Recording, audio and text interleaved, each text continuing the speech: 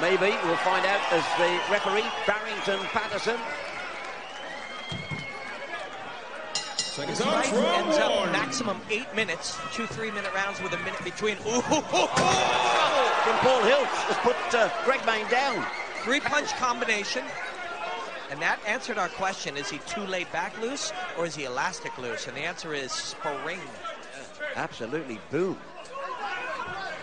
Now Greg's got to remain focused now and not get hit again. Hilz is loading here. It's something Greg wants to hit. Look at his shorts, he says war ready.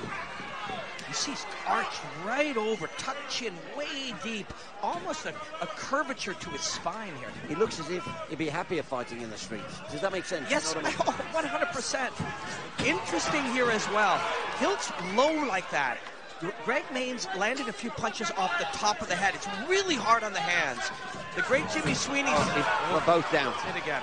The great Jimmy Sweeney said he never punches above the eyebrow because of the power, the strength. He's looking at his hand there. You know, I think he's hurt his hand. That's what I'm talking about. That curved top of the head. You don't want it. We don't have replays here for your next show. We will have them. But he landed punches curved over, and he took him off the top of the head, and that was by design with Paul Hilz here. Doc's having a look at his hand because you called that absolutely spot on. Well, it was one of the first things I noticed was that deep curvature of the back, and then I realized it was to point that top of the head. It's an old school technique, an old school approach. This could be a difficult time for Greg Mayne. The truth is, you don't need a doctor. Your hand is broken. If it's over. Broken, it's over. It's over. In this, definitely. No, he's going to carry on. So well done, Greg Mayne. Right hands by Mayne. What I was going to say, it's over unless you choose it. No. Oh, another great shot from Paul Hilz. He came low and through, and boom, caught Greg Mayne. He's taken a second count. Oh, the ring. They've thrown the towel in. I don't blame it. I think that was a very, very wise move. You've got a guy that you can see has a compromised left hand, and that's what I was saying. You don't need the doctor. If your left hand is broken, you choose to fight or not fight. Most people would say don't. Your brain's not focused on the job then, it's focused on your hand. That's right. And Mayne's the corner, sometimes, sorry, interrupt you, Robin, your corner's job is to protect the fighter. You've got a guy down twice with a damaged hand. Let's get him out of there. But let's talk about the winner, because, wow, he looks sharp, man. Well, there's two things. One, wonderful performance. Brilliant performance by Paul Hilz. Number two, what he's going to do now is fight someone even tougher. So he's got to be prepared for that. And anyone who sees him now, that's only a minute they get to see. But they'll see that stance, they'll see that tucked chin, that arched back, and that putting out the top of your head, the hardest part of the skull, as the target. Almost, yeah. But the shot there came from really low, but went right the way through, and boom. Yes, sir. That hurt. So there isn't a short answer for how you deal with the approach of Paul Hilz, and that is the uppercut. But don't think that Paul Hilz hasn't thought of that as well. He knows when you put yourself in any position. Until somebody throws it, we won't know whether it's... That's exactly right. But if I lower my left hand, I'm open to your right hand.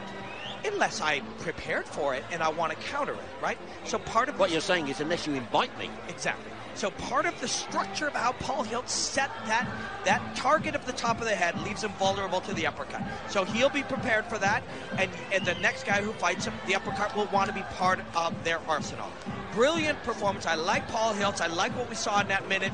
When you get a guy out of there like that, damage to his head, damage to his hand, you understand the strategy. Ladies and gentlemen, your winner by second round stoppage, Paul the Brawler Hilz.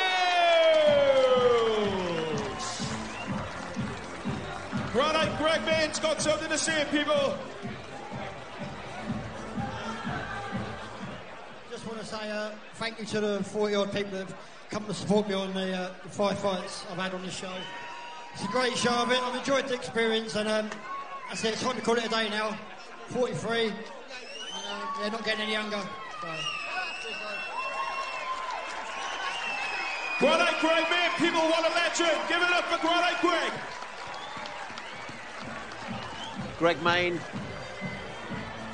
I think it looks like he might just have retired, but we'll find out a little bit more later on when we speak to him, because sometimes in the heat of battle you make a decision that sometimes you change your mind. Let's see what Glenn and Robin thought of it.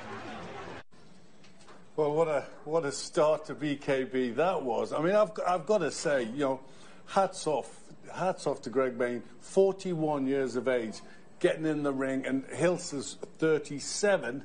I mean, and they put on, you know, a really good scrap for BKB. I mean, it's amazing stuff. Yeah, great start, and you know, Hilz, you know, coming in with a big bang there. You know, he's dropped him and the KO in the first round. You know, going back to what you said there, you know, 33 turning pro at 33, glove professional, and 28 as an amateur. You know, and he didn't. To be fair, he looked pretty well for his age. And Hilz wasn't bad. I remember commentating on him in the boxing ring, and you know, he didn't win on that occasion, but a decent fighter. But to have that sort of energy, to have that sort of physical toughness and mental toughness, I mean, I think it, you know, hats off. Yeah, you know, like you say, he came